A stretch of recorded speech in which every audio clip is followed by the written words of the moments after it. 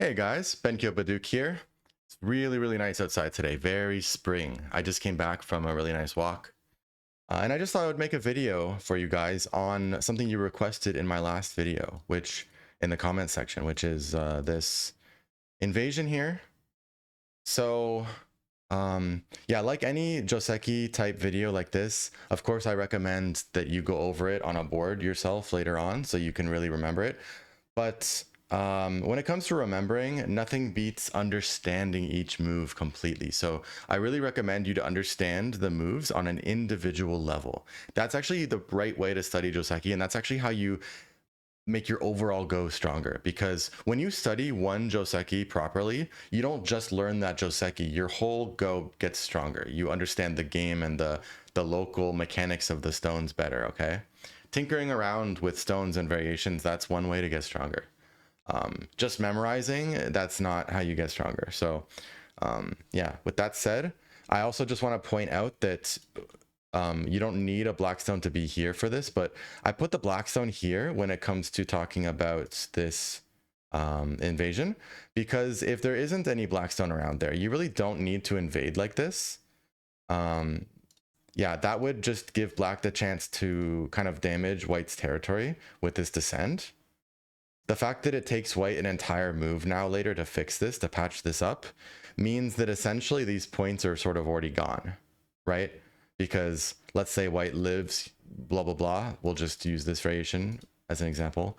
Then later on, black can easily play like this kind of way and like connecting back or jumping in, etc., or just coming from this side instead. But basically, there isn't any points here because white has to play a move for that to be true, right? White has to play here for that to be true, right? And that takes an entire gote move to do, right?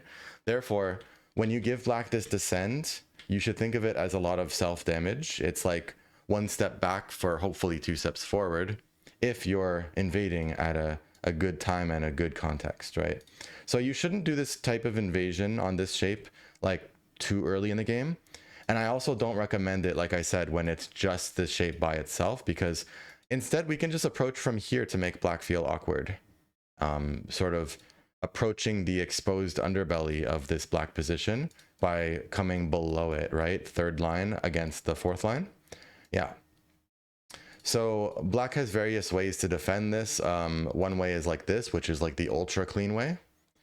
There's other moves that can work here, but this is like the most timid, but the most clean. Like this is all territory now. But white also has nothing to complain about because now it feels like black spent, okay, 4 stones, so sure, they can have those points. This stone is getting some center access, but it's certainly not increasing the points by much. So that's a good feeling for white, that white can be satisfied. Yeah, okay. So, I mean, there's also second line invasions, but that's going to be out of the scope of this video. So let's actually give black the stone over here and talk about this invasion. Okay, so I mentioned how this move here, we call it the kick, right? Kicking white, and then making white kind of stand up here with the iron pillar, and then jump, extend, and in this case, we're gonna assume that black has something here. By the way, if you're wondering what to do if your opponent, let's say, just immediately pincers you in like a greedy way that's trying to give you nothing, let me know and I can also make a video out of that. Yeah. So let's look at this. So first of all, which side is where white's going to make the most eye space, right? Is white going to make the most eye space around here or around here? Yeah, so obviously there's a lot of space that way, right? So that's why black, in a sense, black wants to block this side, right? Like if black's intent is I'm gonna kill you, right? Then of course black has to block the space that white would just easily get enough space for 2 eyes. But then white has this Hane. And this Hane is very interesting because remember how we were talking about this kickstone, which by touching white in the beginning starts off with only 3 liberties, right? Let's compare that to if the stone was like this. If it's like this, then there's really no way to survive inside of this corner. right? It's just too tight. Like white is just gonna die here. So for example, like this, dead. Or like this, then we don't block here, but we just reduce from this side, right? Yeah. Actually, even if we blocked here, which is totally the wrong move, this would still be bad for white because there's so much self-damage on this side, whereas this corner is so tiny. But that's beside the point. Yeah. So something cool happens with let me see. Let me just get that black stone. Where is it? Something cool happens with this. So black blocks this side because that's where white could easily survive, right? But then when white plays Hane, black is already down to 2 liberties, which means when black tries to block this, white has Atari. Yeah. I think I misspoke there, but yeah. So if black connects, white can just capture the stone, right? So yeah, you can see that these two moves are kind of comboing together to take advantage of the liberties of this black stone. So that's the weakness of the kick shape, right? It's always this spot right here. You can actually find this invasion in all kinds of go scenarios. For example, let's say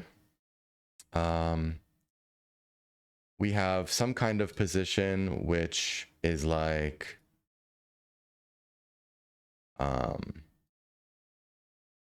so let's say black plays something like this and white plays here. This is a similar shape to what I showed in the last video I posted. So like black tries to kick because they're feeling defensive and they just really want to patch this up. But first of all, this is really good for white. But besides that, we have this invasion here, which, do you see the visual similarity here? Right? It's the kick and it's the same spot that we're invading. So the point over here, right, is that white can run away. So black, of course, needs to block that, especially for their own safety. But then white can play here. And if black tries to block, then white can Atari. So going back to the corner here,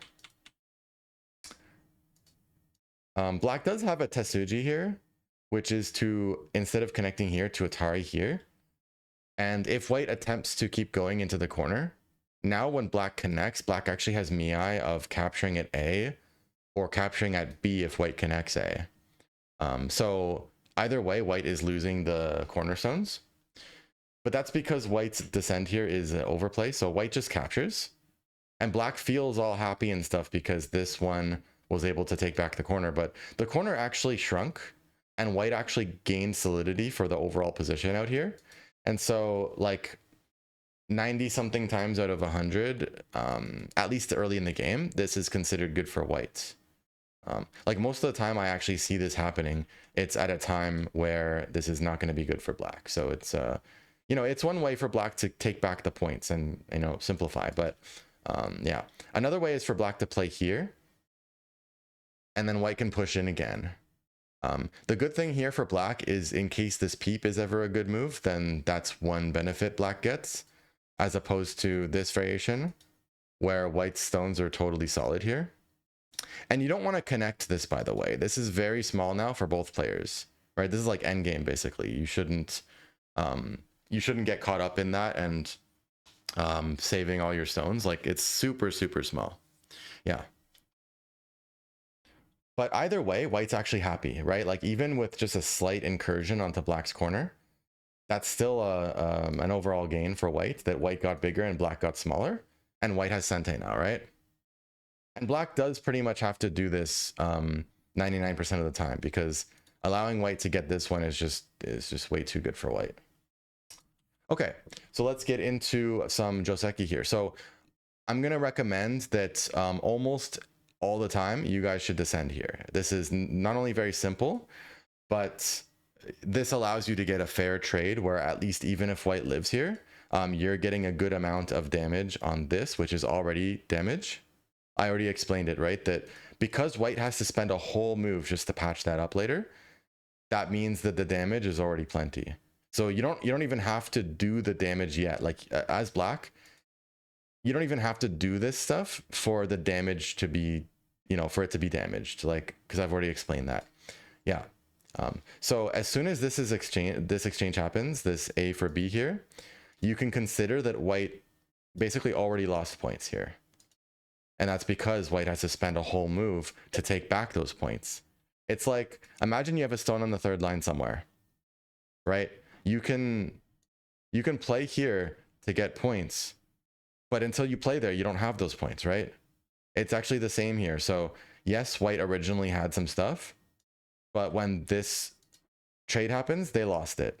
And now, just like that extension at the bottom, they have to play it in order to have it again, right? So even though black hasn't done anything yet, it's already, you can think of it like it's already gone. Yeah, so there's quite a bit of damage, right? That means even when white lives here, which here's one sequence I'm going to give you guys. Yeah, you can see that black still has a little bit around here, and black gets sente, and black gets the damage on here, right? And this is a shape where there was already going to be a working invasion here anyway, because in general, you can live inside of this large knight's move, extra large knight's move, these 3 space extensions, right? Yeah, in general, you can live there anyway. So it's not like all of this was black's. Like, black's not losing that much. It's not like that. Plus, if you think about it, if this was all originally, if this was actually black's, this would be totally unfair, because let's say we play low and we count it like this, right? How many points does white have? It's like 6, right? You can't count these because black could easily play on top of it, right? And make you fill. So it's 6 points versus like this huge area. So of course this is like fake points, right? It's potential, like it's often going to turn into points, but yeah, if it was actually sure territory, that would be totally unfair.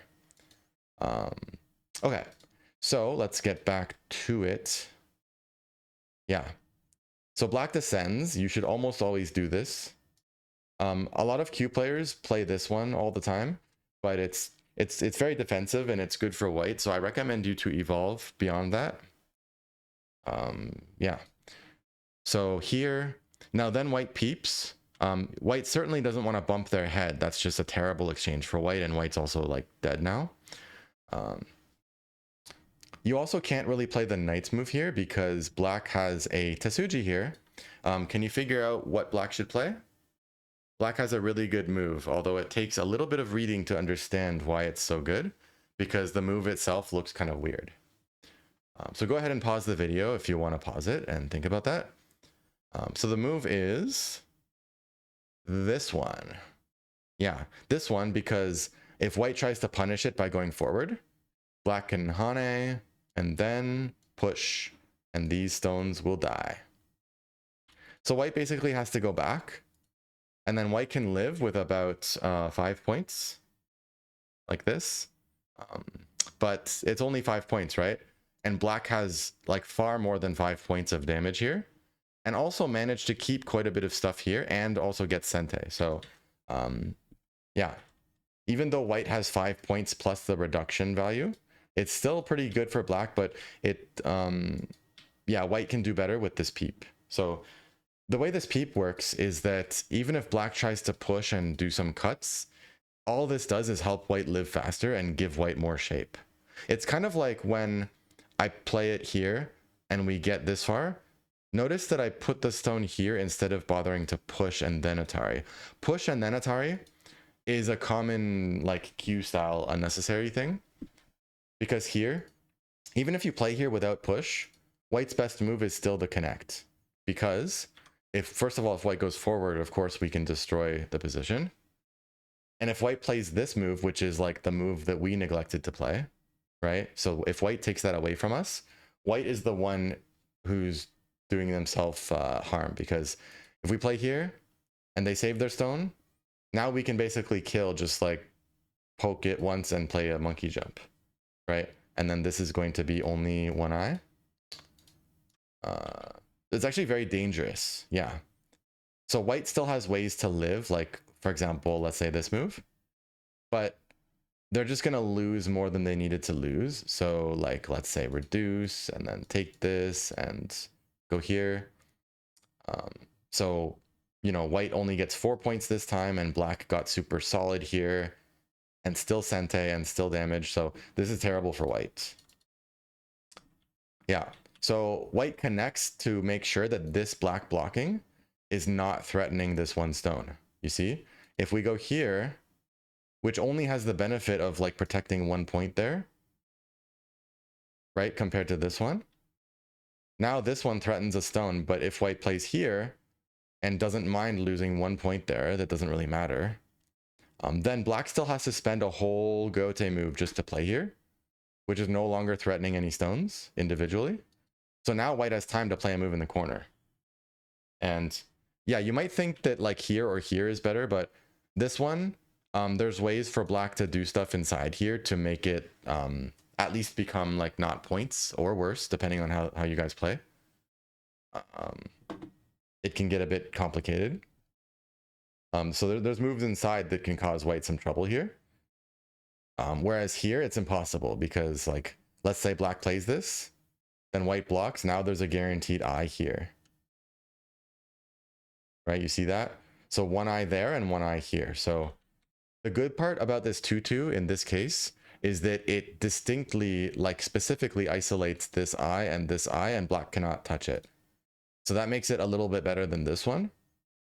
And this one is bad because you have a big problem here, which like if you imagine this push, then this one is peeping. But then you also have this kind of connecting under problem. So if black gets a changed situation, like let's say black like invaded here, yada yada, right? Or let's say black does it like this. Yeah, whatever, right? And then white plays here, and then black plays this one. Now, when black connects, even though white can cut here, black is just very alive with these anyway. And so black can just like finish capturing white basically.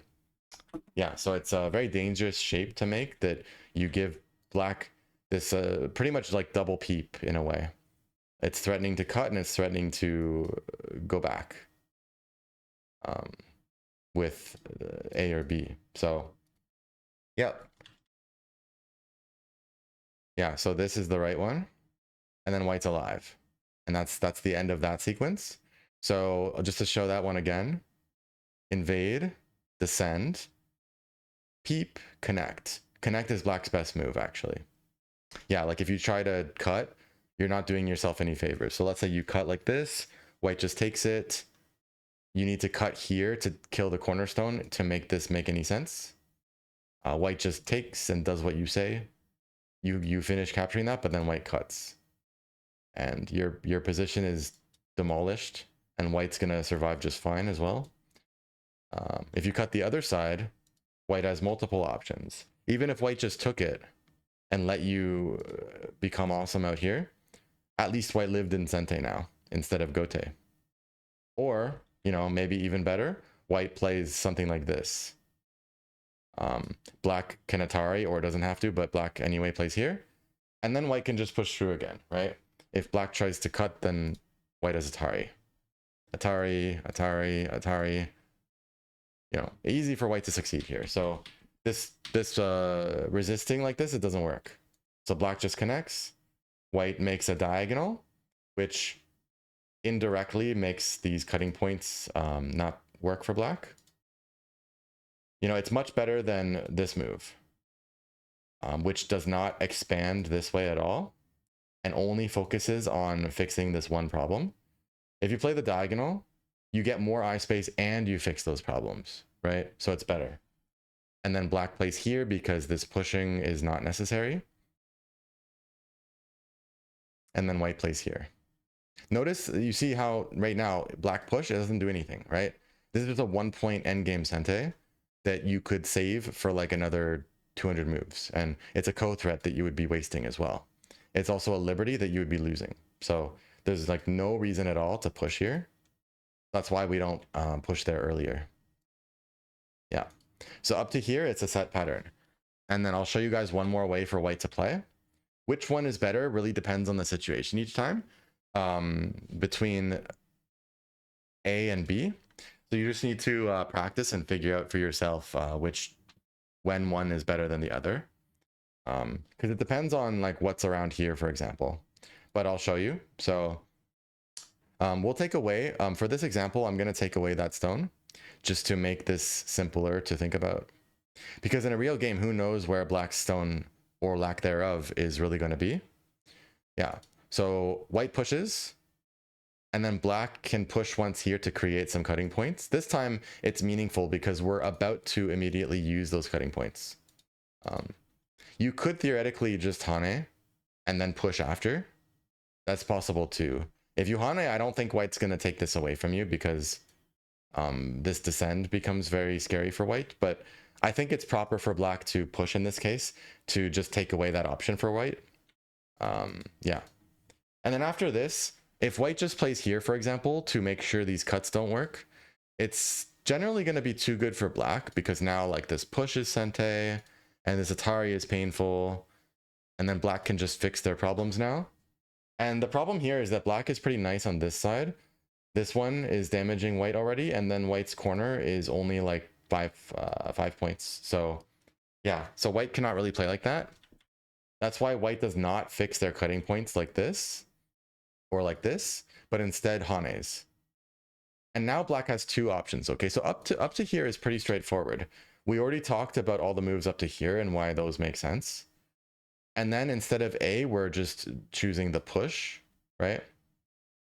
So let me get back to the branch that doesn't have that stone. Anyway, yeah. So we push as opposed to this one. Yeah, and then black will push here and then Hane. Hane the head of two stones, right?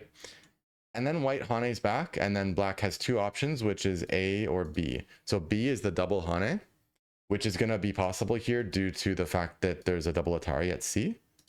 So it's like, if white takes the bait here to eat the one stone like this, white's going to be terrible because this counter Atari will happen. And then white loses all the stones in the corner, including these, which are dead now. Which are very, very dead now. Many ways to kill this, actually. You could even play here. Yeah. Or here, then like just there, or even capturing works. So very dead. Those are all points now for black. Yeah. So against the double Hane, white can only connect or do some kind of Atari once and then connect. And then play another move here. In this case, you could play it here and you'll be okay. And just for some complicated reasons, it can be a bit better to play here. So I wouldn't worry about it too much if I were you. Like if you accidentally put it here, who cares? You're cleanly alive anyway, without co or any of that kind of stuff. So don't worry. But the correct one is this. It has to do with like some end game on this side, for example. Yeah. So again, peep, connect, right? And then push. So you could play here and then like this, done.